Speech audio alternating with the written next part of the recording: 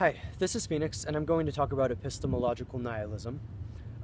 Epistemological nihilism actually fits in the history of philosophy.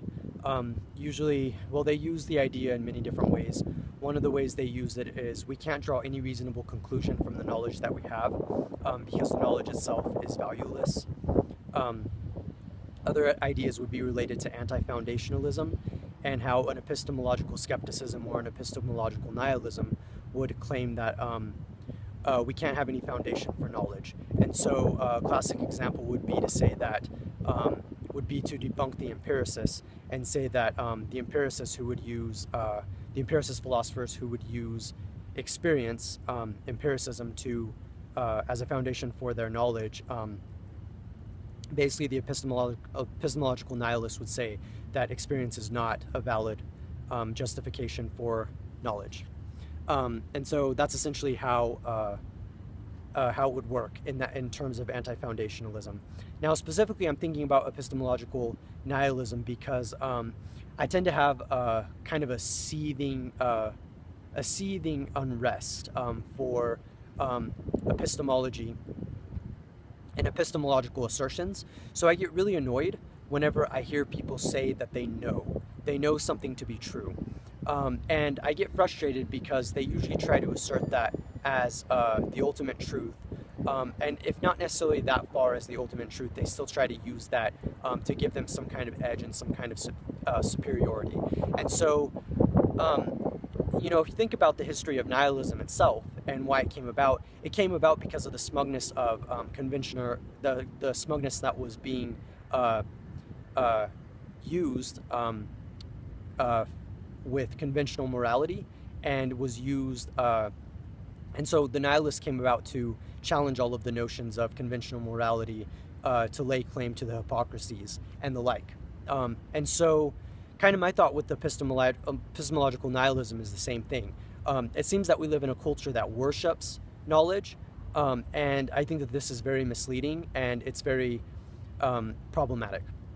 Now, when I say epistemological nihilism, I do indeed mean it in its extreme sense, where I would say that knowledge is completely valueless. I would use it the way the term nihilism is used. But of course, I'm also aware that this isn't the most practical viewpoint to take, and so I would rather amend this statement to saying that we overvalue knowledge. Either way, the point is pretty clear that knowledge is problematic because we use it too much as a justification for various things. And so the question that I want to ask is, how do you know what you know? I want to go so far as to say that knowledge is nothing but subjectivity. So, for instance, a fact might be, we might see that to be true, but what do we do with those facts? Well, we still have to integrate them psychologically, and when we integrate the facts psychologically, it becomes subjectivity. And so even the most basic, what you could call building a foundation, a philosophical foundation based off facts, even that would be problematic because facts have to be integrated psychologically and we have to be able to interpret them. This is especially true whenever it comes to analyzing events and the things that happen into our lives. So how do you know about the things that you know and the things that you've done?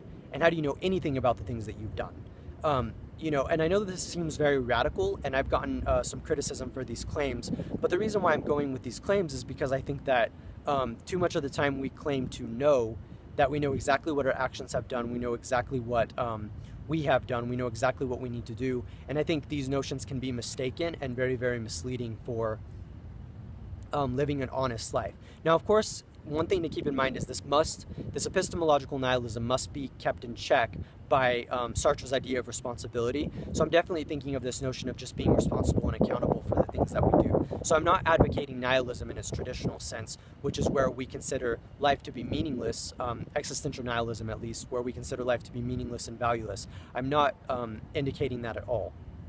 And so the thing with epistemological nihilism is at some point you have to assume that you do know some things, but those would be more convictions that we would know to be true. But that doesn't mean that we necessarily know to be true them to be in line with the epistemological nihilism. We just have to believe that they're truth, but that doesn't mean that we assert the truth. And so what am I trying to get with this idea of epistemological nihilism?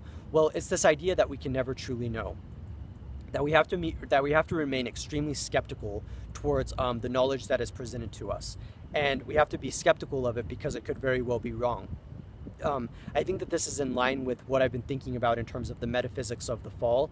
I'm thinking of the fall in the Garden of Evil, or in the Garden of Eden, and when they partook of the tree of the knowledge of the knowledge of good and evil, and basically saying that knowledge has become that exact thing.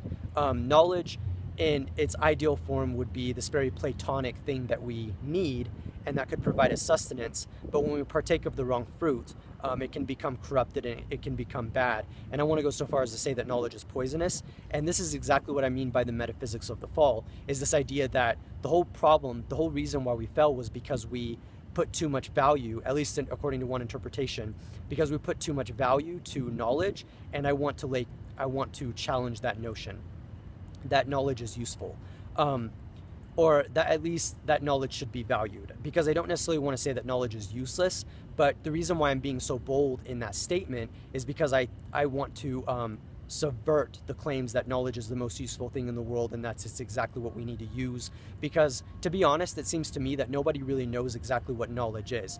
So you might know something about Shakespeare and you might assert that knowledge, but what good is that? You might know what's happening in current events, but what good is that unless you're asserting something? And that's where the responsibility piece is super important, because we do need to make some kind of justification for our actions based off our knowledge, but we don't want to do that in an over-assertive way. And that's where I think epistemological nihilism can come in handy in that sense. And so I know that this is a difficult stance to take.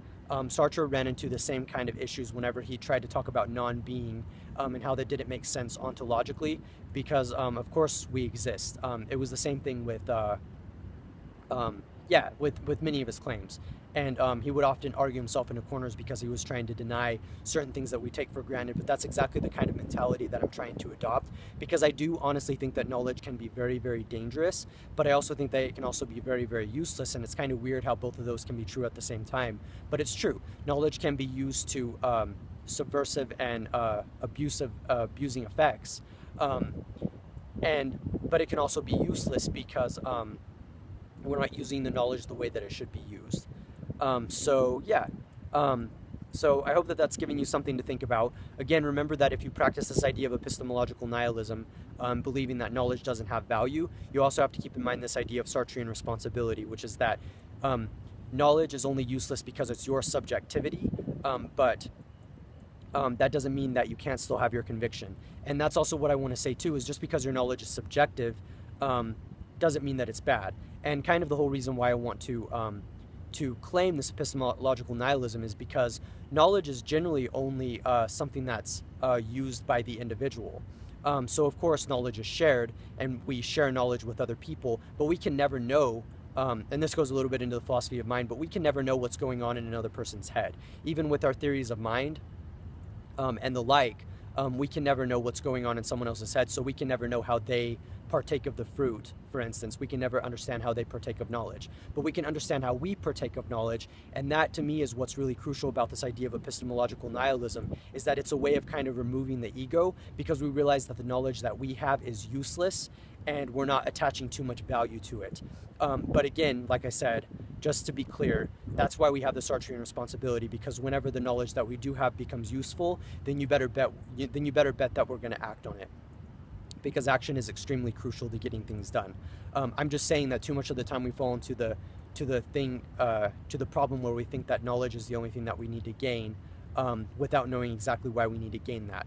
So with the emphasis on college and education, without really knowing why we need to be educated and the like, and that's what I'm trying to call attention to. So when you read a book, a good question to ask is, why are you reading that book? What are you hoping to learn? And those are the kinds of questions that I definitely think need to be asked, and that you need to ask yourself, so that way you can be honest with yourself and understand why you're learning something and why you're trying to acquire certain types of knowledge. This is Phoenix, and thank you.